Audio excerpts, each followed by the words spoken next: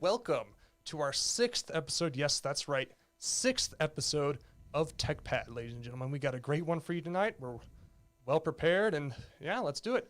I'm Jackson Staats, and this is my co-host, Blaze Smith. All right, so today we're going to be covering electric vehicles, and a few of the things we're going to be covering are manufacturers, environmental impact, of course, and a few other things. Cool. So now we'll jump right into the question section. Yeah. So we've added, it's official, we've added a question section. We actually have a question from a viewer tonight. It wasn't tonight, it was last episode. Last episode, a question was asked. I've bought a new SSD, it's 250 gigs, but when I plug it into my computer, it shows a lot less than 250 gigs. Why is that? Well, really, that's an interesting question because when you buy an SSD, you would expect to get the full amount of storage, that was advertised when you bought it. But a lot of manufacturers, in fact, most manufacturers, don't actually supply an SSD that will show up in Windows as the full capacity. It's all advertising. And that is because of, it's really an interesting reason, because they reserve some of the space on the SSD for it to function. Because on an SSD, it's very interesting how they move block. It has to have space, to move blocks around. Mm-hmm. So if you could fill an SSD up like all the way to 100%, it would cease to function because there'd be no more room to shuffle data around on the SSD. And that has to do with, the way it writes to the SSD and that sort of thing. So what the manufacturers do, there's actually two things they do. The first thing they do is to reserve some of that space on the SSD. And sometimes that eats into your capacity of the drive. So on Windows, if you bought a 250 gig SSD, it might be a 200 gig SSD because they've reserved 50 gigabytes to keep the SSD performance fast and keep it working. Some manufacturers will advertise a 250 gig SSD and actually provide a 300 gig SSD. And so that you still have the marked 250 gig capacity usable, but you still have, that reserved space to, for the SSD to do its thing. The other thing it could be is a configuration problem. If you go into Windows and you go to Disk Utility, actually no, that's the Mac. That's Disk Utility's Mac. It's a feature. You just hit the start button on your computer and type in a partition, and then it'll be like defrag and partition drives, I think. And you go in there and you can see all of your drives. And if one of them only has a portion of the space, formatted and a little bit of a black box next to it, you can expand that partition into the volume. Maybe you misconfigured it and you didn't reserve the entire volume. So sometimes you could have just misconfigured it. So yeah, those are a couple of reasons why your SSD might not be able to hold as much capacity as was advertised. So if you've got questions, make sure to submit them to jackson.stats@longmontpublicmedia.org or leave them in the Facebook chat, the YouTube chat, and we'll answer them. So without further ado, let's get into our topic for tonight, electric cars. All right, electric cars. Yeah, let's do it. Pretty much everyone's heard of Tesla. Oh, yeah. You can't talk about electric cars without talking about Tesla. Yep. Kind of. Were they the first ones to really make it big with electric vehicles? I mean, they've been around for a while. Yeah, electric vehicles, but I don't think they were the first. Not first, but they were the ones, I would say, that got interest going. The popularity of electric vehicles. Because the stock value, like if you bought a stock, I mean, it made all the companies realize how interested the public was in electric cars because their stock was valued super high and they produced like half the cars of like Ford. Yeah. So interesting fact for you. Yeah. So now pretty much every main manufacturer of cars, trucks, vehicles, pretty much has dove into the electric vehicles kind of area. So all your normal ones, Ford, Chevrolet, Nissan, Volkswagen, Porsche, and a lot more. Oh yeah, there's and some even dedicated companies specific to electric cars, like dedicated electric cars. Yeah. What's your favorite? So, I'm not quite a car guy, but finding my favorite electric ones. I've really liked pretty interesting Volkswagen, Yeah, Volkswagen. but that's only what Let's they. see if we actually have a new feature here on TechPad. The screen. Oh The yes. Oh screen. yes. This is cool. We've actually pulled up. Blaze has had me. So I haven't looked at it. He had it's- me pull up this tab, but It's just a concept, yeah. but it's a concept of the Volkswagen van. I actually, Modernized. this is the first time I've seen it. Blaze pulled it up without me knowing. Let's take a look at it. I'm curious. Oh, It's only a concept, but yeah. No, this is beautiful. it's very. This is something that it's I would very- buy. This is very- something that I it's would very buy. interesting. It's like the Gen Z hippie car.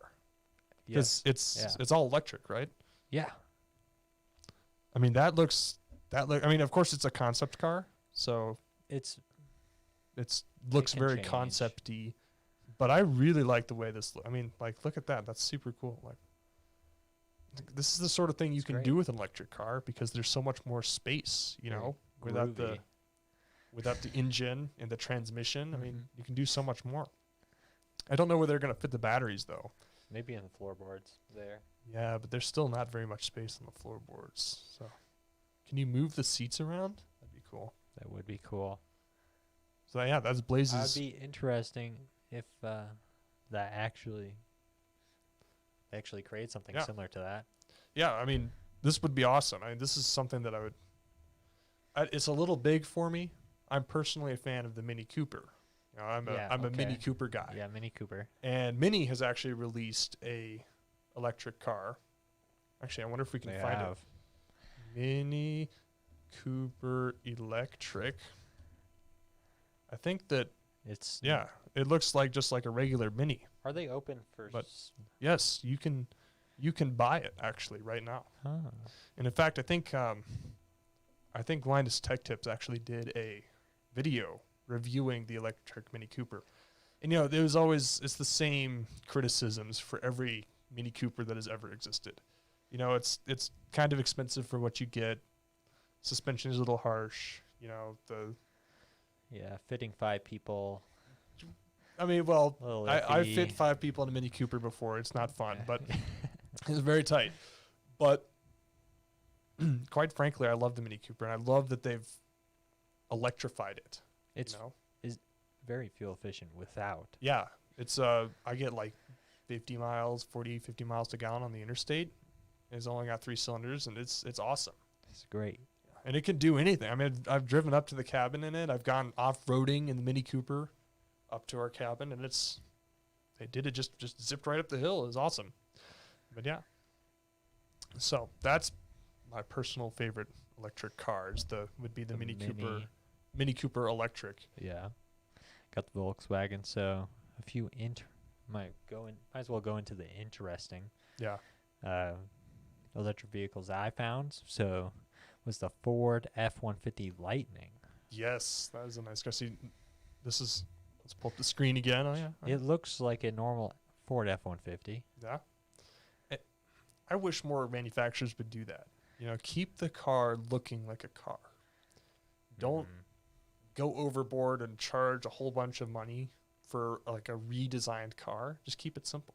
Yeah. And actually, I've pulled up a picture of the Coda Electric. Now, this is an electric car that was arguably bad and overpriced.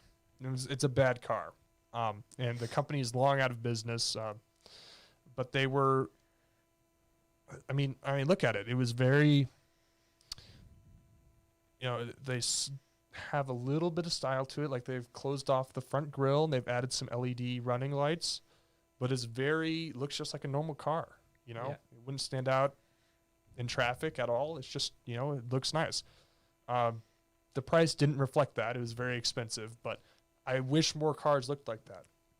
And, the Nissan Leaf is kind of getting up there too. It looks It is. pretty normal, It's but it's Yeah. still, it was designed as an electric car, and one thing, not to trash talk the Leaf, but pretty much all of Nissan's electric cars. Yeah. Well, their newer ones are just the Leaf models that I've seen. Mhm. So it's just the same design, Yeah. different upgrades. I wish they were kind of a little bit Yeah. different, but Yeah. Well, speaking of electric cars, what are the differences in are there different types of electric cars? I mean, Yeah, there are. so Blaze looks down to his research. Yep. Down to my research. So you have plug-in hybrid, or I skipped one. Sorry. So you got battery electric vehicles, like full electric, right? Yeah. are completely electric with rechargeable batteries. That's the main one, and that was the models that I was looking at. Mostly were the all electric. There are plug-in hybrid vehicles, which are like partly electric, partly gasoline. Yeah. So that's that. And I don't know if you want to go into regenerative braking, but that's a part of that. Oh, yes, definitely. Honestly, that feature of electric cars is my favorite, the regenerative braking. It's quite interesting because it's designed to expand the battery life of the car. Mm-hmm. So instead of using your brakes, right, if you want to slow down, you lift off the gas pedal, and it'll use the wheel motors as generators. So it'll start pulling velocity off the car and recharging the battery using the force of the car rolling down the road. So instead of all of that energy being wasted through heat and friction, you're actually storing it back in the battery. And if you drive up a mountain, right? Yeah. And then you have all of that potential energy. And so in a regular, gas-powered car, like in the Mini Cooper, you just shift down a couple of gears to keep your speed the same. But I mean, you're not using all of that potential energy you've stored. In an electric car, if you're driving downhill, it takes that energy back. You just lift off the pedal a little bit, and it'll store the energy back in the car. And I think that's like an ingenious design. Yeah, that's very smart. And it keeps your brake pads from wearing down because you don't use them as often. It keeps your battery going. You get more miles out of your car. It's really quite interesting. Actually, most electric cars have this feature. It's not just specific to any one design, but I mean, that's awesome that you can, electric cars seem to be all about the energy savings. How can we make this as efficient as possible? And that's what I love about electric cars. But really, electric cars aren't taking off as fast as I would have thought. No? You do see, you see Teslas out on the road. You see them. They exist. I mean, the prices for electric cars. But that's the thing, is the price. Let me pull up the picture here. My favorite car, it's a plug-in hybrid, so it has an engine, but it also has batteries that are rechargeable through the wall. So it's not like a Prius where, it's mostly gas. The Chevy Volt's on the other end of the spectrum, mostly electricity. And it has like a 40-mile battery. So it's not that long, it's not that long of a battery. But in my eyes, that would be perfect for me. The Chevy Volt's discontinued. You can't buy it anymore. But you can get it for a pretty good deal used. But it would be a perfect car for me. You could drive all electric to school, right? And then back. For me, it's like a mile away. Even if school is 20 miles away, you could drive there and back without using any gas. And it's hybrid, right? Yeah. So the gasoline. So if you ever wanted to go like up to the cabin and it was more than 40 miles, like 100 miles, you still have a gas engine that can get you there. So it's not just limited. Yeah. So it's not just limited to how much the battery capacity is. It's limited to your wallet and how much gas you want to put in. Effectively what it is. And I think if more manufacturers employed this, it'd be a great kind of stopgap while we transition, get the infrastructure going for electric cars. I mean, what was the price cheaper than an all-electric car for the Chevy Volt? I don't think so. I think that's why it didn't perform. Okay. Was because it was expensive. I mean, if it's cheaper, then you can be all green on electric or all green. You could be fully electric, or you could do. And that's why I think the Leaf kind of took off. Was because it was priced. I think it was more. Don't quote me on this. I think it was more than the Chevy Volt. So the Nissan Leaf I think the starting one that I found, the cheapest was like 27,000. Yeah, around there. So I mean, I think that's where the Chevy Volt kind of started too. So in people's eyes, like, why would I have this Chevy Volt, when I could just have a full electric car. It was cheaper. And it's true. I mean, I would consider a full electric car instead of a Chevy Volt if they were the same price. But if the Chevy Volt was cheaper, then yeah, I would definitely go for the Chevy Volt because it could be your only car as opposed to a Leaf, which, can't always be your electric car because there's times when you go more than 100 miles. I mean, to the cabin. All right, so I live in Longmont. I used to work in Frederick, so that's a distance. Yeah. So even with the Chevy's Volt limited to 40 miles on electric, it would still make that easily. Mm-hmm. And that's considered a long commute in my opinion. That's like a 45 round trip commute. Yeah. So. And there would be no range anxiety. No. You're not cutting it super close trying to get to work because you have the gas backup, which is awesome. And I think that is a great concept, at least temporarily, until you can get electric cars fully integrated and more affordable. I've seen many companies have hybrids. Yeah. And then electric, but if only the hybrid was cheaper. Yeah. So I mean, that's an interesting EV feature, I think, is a plug-in hybrid. Yeah. I think that's the ideal car for me.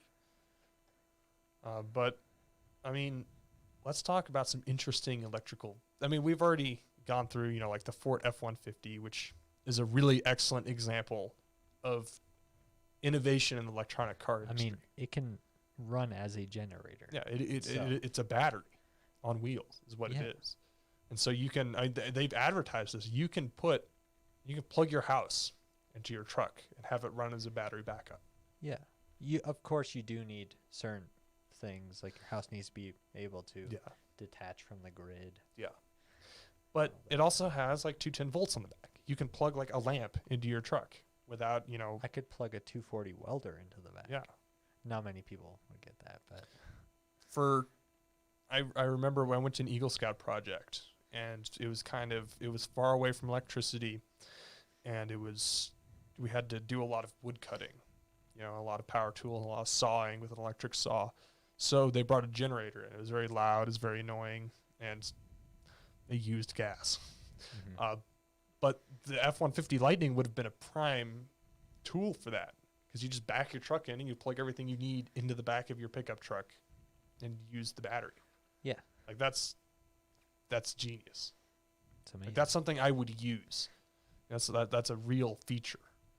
I feel like, like Windows feature updates don't really add features, but like the Windows updates. Yeah. What does it? Like most cars nowadays have new features that, aren't, but that's a feature. Like that is innovation. Yeah. Yeah. But I mean, electric cars started a really long time ago though. They did.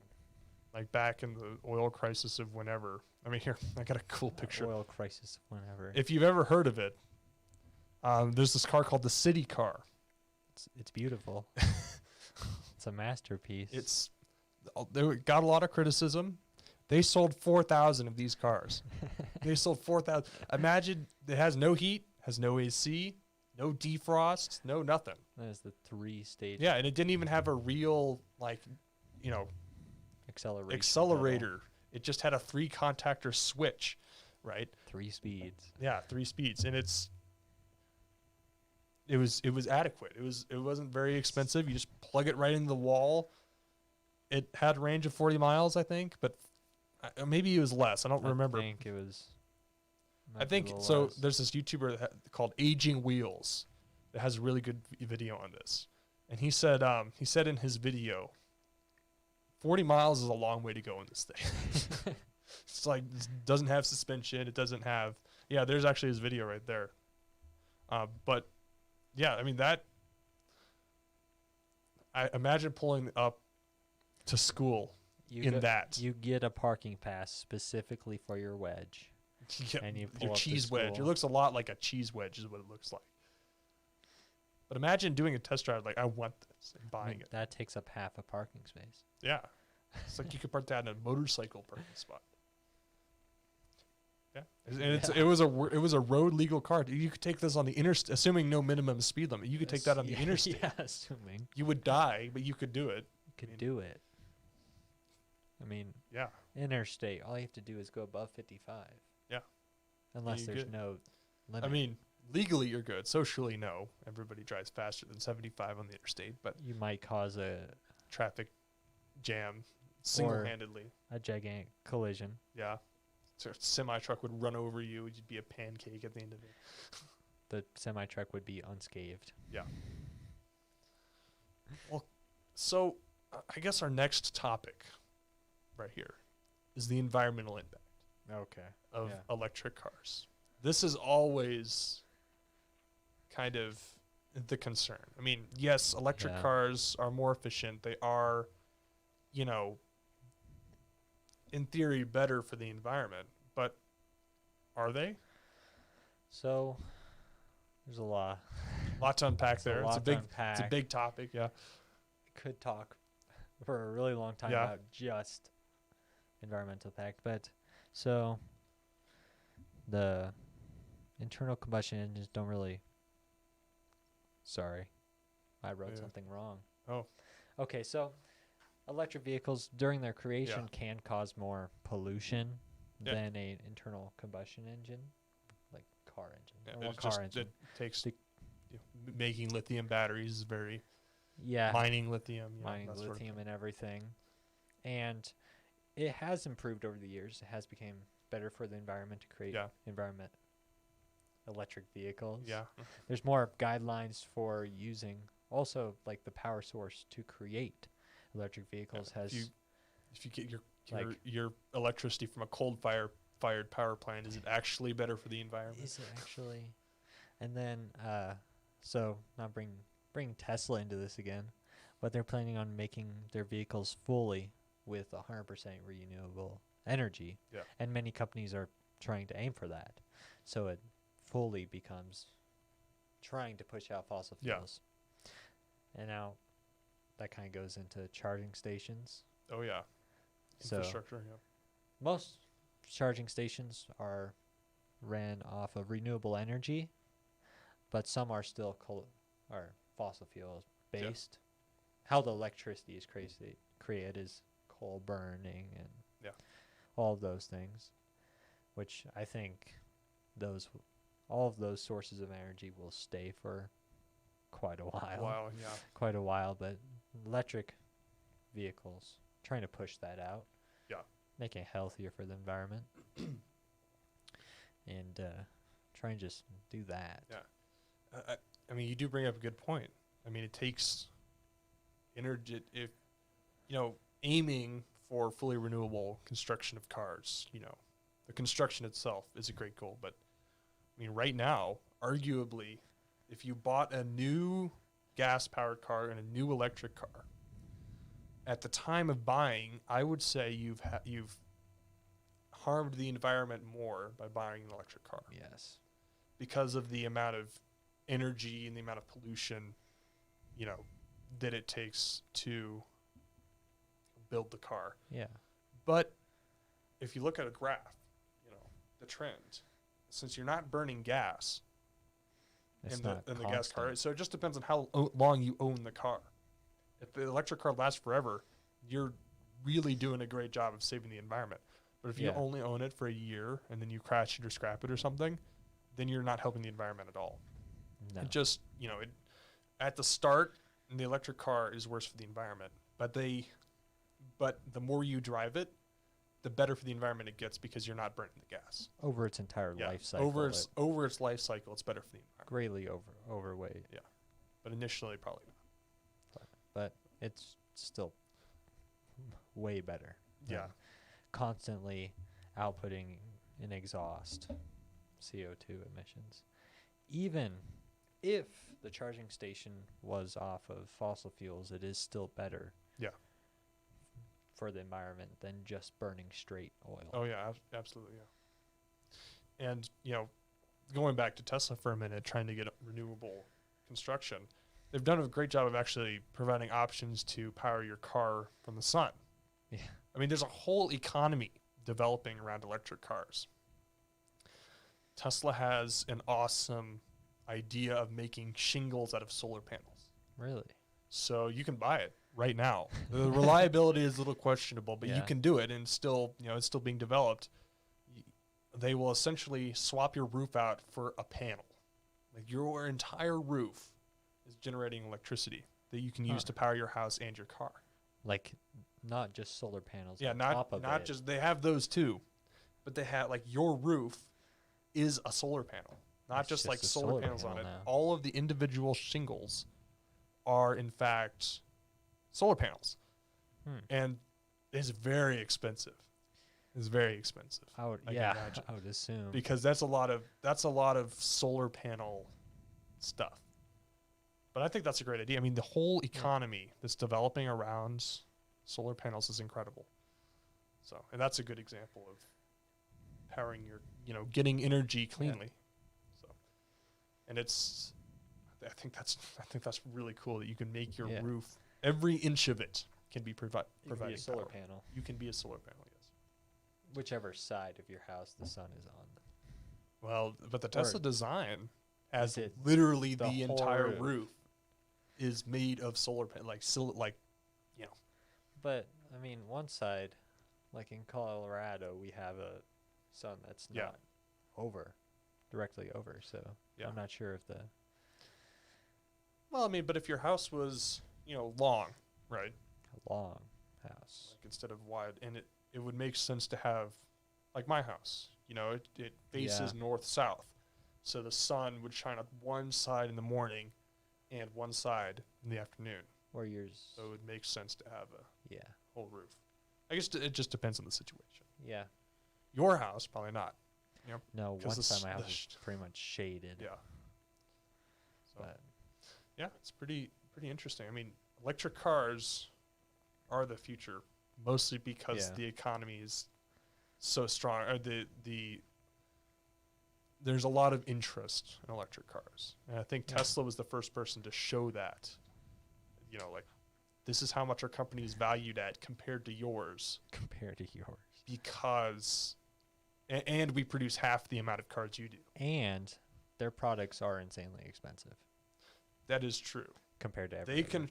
You can charge a premium for an electric car and people still buy it. And I think that's why it's being slow to catch up. That goes back to the Chevy Volt. Well, a great way to. When you think in the long term, just to touch on this real quick, is the pricing for electricity is a lot less than paying for gas. Yeah, absolutely. Yeah. So it might, I'm not sure about whether it pays out or not over the entire life cycle of your vehicle, but we should have brought Owen in. He owns an electric car. Leaf. Yeah, Nissan Leaf. That's a really popular car here in Colorado. It is. There's like Owen's family owns a Leaf. Toby owns 2. Toby owns 2. I don't have any electric vehicles. Well, yeah, me neither, but the Mini Cooper is practically an electric vehicle. Okay. Doesn't burn very much gas at all. I can't say that about my car. Yeah, it's pretty insane. But I think we're approaching the point of electric cars being dominant. It's going to be a couple years, but we're going to get there. Getting there. So, speaking of which, getting there. We are getting to the end of our time for tonight. So, any last points you want to go over in our last couple of minutes? I don't think I have anything else really. Cool. Well, I would like to thank all of the viewers for watching TechPad today. And we're going to have our next episode of TechPad is going to be Wednesday at 6 p.m. Like always, TechPad is always Wednesday, 6 p.m. Make sure you tune in. Channel 8, Roku, YouTube, Facebook, all the platforms. Should be live. Should be live, yes. Unless we screw it up. Something or. So, if you have any questions for us to answer at the beginning of our show, Jackson.stats at longmontpublicmedia.org and all that good stuff. And, well, looks like we're just about out of time. So, all right. Thanks for watching. I'll see you again next time.